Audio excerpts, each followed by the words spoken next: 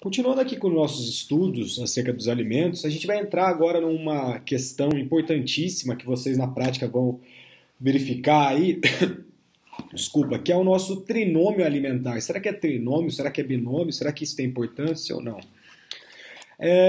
Aqui a gente vai ter uma interpretação da fundamentação legal lá do 1594, 1596, enfim, acerca do que a gente vai chamar de trinômio alimentar. Por que trinômio alimentar? A gente tem um acórdão, que é um acórdão recente, que é de 2018, do Superior Tribunal de Justiça, que considerou, deixa eu silenciar aqui, peraí, que considerou que os alimentos podem ser fixados de forma diferente com relação aos filhos, caso eles estejam em situação econômica discrepante, sem que isso represente ou desrespeito, represente uma violação ou um desrespeito propriamente dito ao princípio da igualdade previsto no artigo 227, parágrafo 6º da Constituição Federal e no artigo 1596 do Código Civil de 2002. Aqui tem esse acórdão, também de relatoria, sempre dela, da relatora ministra Nancy Andrighi, de 2018, é o RESP 1624050 de Minas Gerais. Vamos dar uma olhada aqui nesse acórdão que fala para nós, ó. Do princípio da igualdade entre os filhos previstos na Constituição Federal do artigo 227, parágrafo 6º, deduz que não deverá haver em regra diferença no valor ou no percentual dos alimentos destinados à prole, pois presume que, em tese, os filhos indistintamente possuem as mesmas demandas vitais, tenham as mesmas condições dignas de sobrevivência e igual acesso às necessidades mais elementares da pessoa humana. A igualdade entre os filhos, todavia, não tem natureza absoluta e inflexível, devendo, de acordo com a interpretação aristotélica de isonomia e justiça, tratar-se igualmente os iguais e desigualmente os desiguais. Olha aí a ministra aristotélica.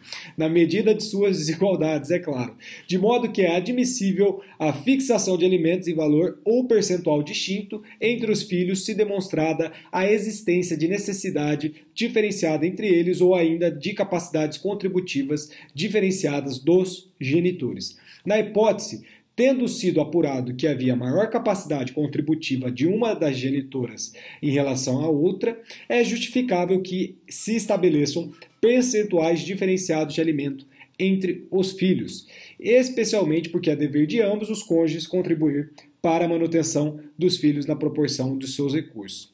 Pois bem, então o que a gente interpreta dessa análise do STJ? É que a gente vai perceber que os companheiros, enfim, eles têm essa necessidade de sustento aos filhos de forma conjunta, então a depender da condição social de determinado filho, de determinada pessoa que está com a guarda, enfim, a gente vai ter uma desproporção conforme a sua medida aí no caso concreto. Outra questão que a gente tem que ter dentro do nosso artigo da vigência do 1694 do Código Civil é que a gente vai perceber que os companheiros também podem pleitear alimentos uns dos outros. Vale dizer que, ainda que essa isonomia incide contra esse direito, ou seja, por exemplo, a mulher ela pode pleitear alimentos ao marido e vice-versa. Então a companheira também ela pode pleitear alimento do companheiro e vice-versa. Por exemplo, eu estou numa união estável e a gente fez a dissolução dessa união estável, mas eu não, enfim, fiquei afastado do mercado de trabalho, etc. Eu posso pleitear alimentos dentro das regras possíveis em face da minha ex-companheira e vice-versa. A exemplo dessa lei anterior, os alimentos devem ser fixados dentro de um binômio, tá? Qual é esse binômio e por que dessa importância? É o binômio necessidade de quem os pleiteia versus possibilidade de quem os deve prestar. Ou nos termos da nossa lei, dentro do parágrafo único do artigo 1694, na proporção das necessidades do reclamante e dos recursos da pessoa obrigada. Então, minimamente didático e simplificado, falaremos de uma forma continuada no binômio necessidade barra possibilidade.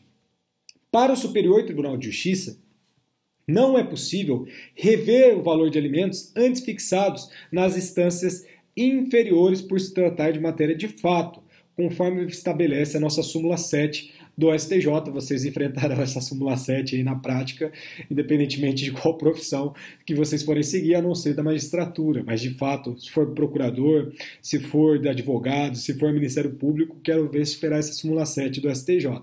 Então, nessa esteira, a prevista dentro do número 18 da edição 65 daquela ferramenta que eu falei para vocês, que é a nossa jurisprudência em tese, melhor dizendo, dedicada aos alimentos, foi publicada no ano de 2016, a gente tem uma afirmação lá que a fixação da verba alimentar tem como parâmetro o binômio necessidade do alimentado e possibilidade do alimentante insuscetível de análise em sede de recurso especial por óbice da súmula 7 do STJ.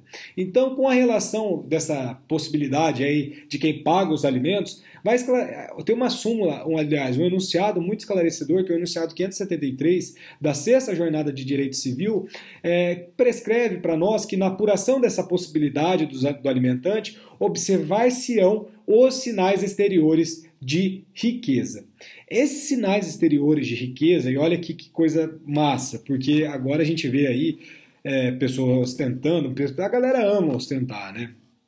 Isso é nosso mercado de consumo, é dentro do que a gente está, dentro dessa sociedade consumista, e eu não sou, enfim, eu também estou inserido nessa sociedade consumista, e esses sinais exteriores de riqueza, geralmente eles são colhidos, olha que interessante, dentro de redes sociais. Então, por exemplo, o Facebook, Instagram, o pessoal fala lá, eu não tenho condição de pagar X para o meu filho, está muito alto, posso pagar somente Y, e aí você abre o Instagram, o cara está com o último iPhone, está viajando para o exterior 2 vezes ao ano, está indo para a praia e etc. Então, dentro do Instagram e dentro do Facebook, servindo, obviamente, de uma ata notarial, a gente comprova esses fatos correlatos. E dentro do Código de Processo Civil de 2015, ele trata especificamente desse documento, que é essa ata notarial, estabelecendo no artigo 384 que a existência e o modo de existir de algum fato podem ser atestados ou documentados a requerimento do interessado mediante ata lavrada por tabelião. E dentro do parágrafo único desse 384, diz que dados representados por imagens ou som gravados em arquivos eletrônicos poderão constar da ata notarial. Então, essa previsão expressa deve incrementar o seu uso nos próximos anos, e a gente já tem verificado isso muito grande, eu uso isso, especialmente aqui nas nossas demandas de direito das famílias, porque a gente se diverte um pouquinho com isso, bastante até. Então, tomem cuidado aí com o que vocês postem, porque senão às vezes pode virar contra vocês, tá? Então, cumpre destacar também que a nossa jurisprudência também já tem admitido essas provas extraídas de sites de relacionamentos e de redes sociais, como a gente pode reiterar aqui, só para dar uma ilustração, o Tribunal do Rio Grande do Sul, também sempre eles, aqui de uma ementa, lá do agravo de instrumento 210386, 13/2014, 821 7.000, tá? Agravo de instrumento, alimentos provisórios, majoração, indeferimento. Caso de alguma prova de sinal exterior de riqueza exibido pelo alimentante em rede social que deve ser considerada. Alimentos liminares majorados para meio salário mínimo, deram parcial provimento. Então aqui a gente já tem essa utilização dessa ata notarial como uma prova fundamental aqui para a gente conseguir majorar ou pleitear alimentos. A gente vai verificar como que funciona a questão procedimental aí nas próximas aulas. E o binômio alimentar vai ser confirmado pelo artigo 1695 do Código Civil, que aduz que são devidos os alimentos quando quem os pretende não tem bens suficientes, nem pode prover pelo seu trabalho a própria mantença, e aquele de quem se reclama, pode fornecê-los sem desfalque do necessário ao seu sustento. Então a gente tem aqui também a confirmação desse binômio possibilidade/necessidade. E a gente tem que compreender que o dispositivo aqui em análise inclui do mesmo modo aquele que pode trabalhar, mas não consegue emprego, conforme o interessante ensinamento do Jones Figueiredo Alves e do Mário Luiz Delgado, Inácio de Carvalho Neto e a Érica Fugier. Que, para melhor a gente ilustrar aqui, a mulher que está fora do mercado de trabalho, enquanto ela busca essa recolocação dentro do mercado formal de trabalho, ela terá direitos aos alimentos por tempo razoável. E aqui a gente não pode ter dúvidas que está sendo aplicado aquele princípio da função social da família, analisando-se o núcleo familiar de acordo com o meio que o cerca.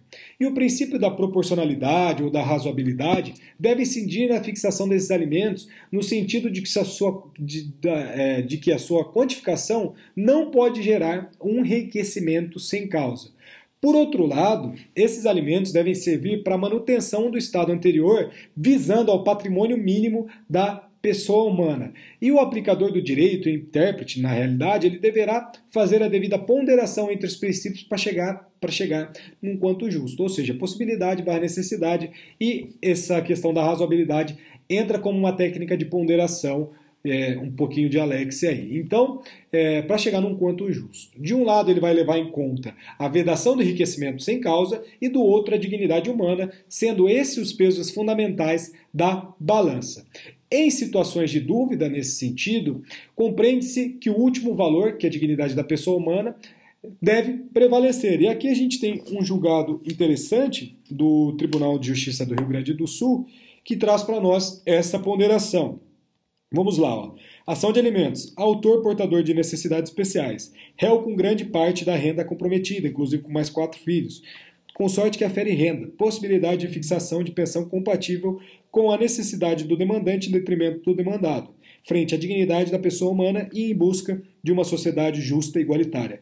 Mesmo diante de prova a embasar a pretensão do apelante réu no tocante às suas possibilidades, diante do caso concreto em que a genitora estava arcando sozinha com as despesas do filho menor, que necessita de atenção e atendimentos especiais, cuja renda estava comprometida em 2/3 e exclusivamente com o tratamento do filho. É plausível que o réu alcance valor equivalente à metade das necessidades do menor, sacrificando parte de sua renda. No cotejo entre o sacrifício de certos gastos do autor, ou seja, telefone, gasolina, etc., e das necessidades do menor frente ao que reza a Carta Magna, inclusive diante do princípio da proporcionalidade, prevalece o interesse do alimentando, a apelação do alimentante provida em parte e o apelo do alimentando, desprovido. Então aqui a gente tem um exemplo dessa técnica de ponderação muito interessante dentro do Tribunal do Rio Grande do Sul, processo 700099550445 de 2015, analisada pela pela 7ª Câmara Civil. Enfim, a gente tem que anotar que essa proporcionalidade ou essa razoabilidade na fixação dos alimentos é de tamanha importância na nossa atualidade, que alguns autores, por exemplo, o caso da Maria Berenice Dias, e vocês sabem que eu adoto muito ela, falam na existência de um trinômio, ou seja, uma proporcionalidade, uma necessidade e uma possibilidade. E não mais essa técnica clássica do binômio, como antes concebia a própria professora Maria Berenice Dias em textos anteriores.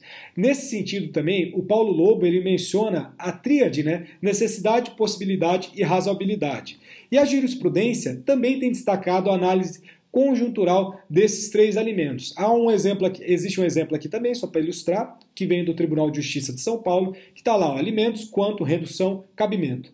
Adequação ao trinômio, necessidade, possibilidade, razoabilidade. Impossibilidade financeira do alimentante para o valor fixado. Apelo provido parcialmente. Então a gente tem aqui vários exemplos. Aqui no Tribunal de Justiça do Paraná, cada Câmara adota algo assim, geralmente é binômio, mas enfim, o que importa é que tem que ter uma técnica de ponderação nesse sentido, tá? Então parece existir de fato uma evolução conceitual acerca desse trinômio, diferenciando-se o trinômio do mero binômio pela necessidade de forma imperiosa de se analisar a verba alimentar de acordo com o contexto social dessa pessoa. A esse propósito, a gente pode citar o entendimento do Superior Tribunal de Justiça, que a gente destacou anteriormente, segundo o qual os alimentos entre os cônjuges teriam um caráter excepcional. Então essa conclusão está fundada numa posição de que a mulher exerce na modernidade, contemporaneidade, melhor dizendo, independente e de forma está buscando independente. Deixa eu atender o telefone, já volto aqui.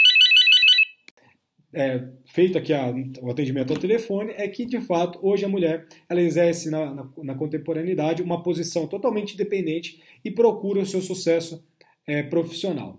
Também com base nesse trinômio alimentar, nós dizendo assim, em nossa interpretação, um recente acórdão do Superior Tribunal de Justiça considerou que os alimentos podem ser fixados de forma diferente com relação aos filhos, caso eles estejam em situação econômica discrepante, sem que isso represente a violação do artigo 227, parágrafo 6º da Constituição e o artigo 596 do Código Civil, conforme eu já destaquei dentro da nossa aula de hoje.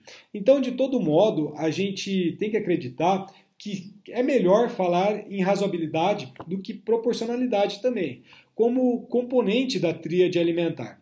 Isso porque a razoabilidade é mais guiada por elementos subjetivos, enquanto a proporcionalidade por fatores objetivos. E em matéria alimentar, as questões pessoais são muito mais relevantes do que as pertinências objetivas. E o caso concreto que irá guiar não só a atribuição do dever de pagar alimentos, como também o valor que deve ser pago, ou seja, o quanto debêtur, né? De toda sorte, a utilização de uma ou outra expressão, na verdade, não parece trazer maiores prejuízos. Beleza? Então agora eu vou fazer um corte aqui e a gente retoma essa questão aqui de uma técnica de fixação de 1/3 do salário e a gente vai verificar o porquê disso, tá? Já voltamos então.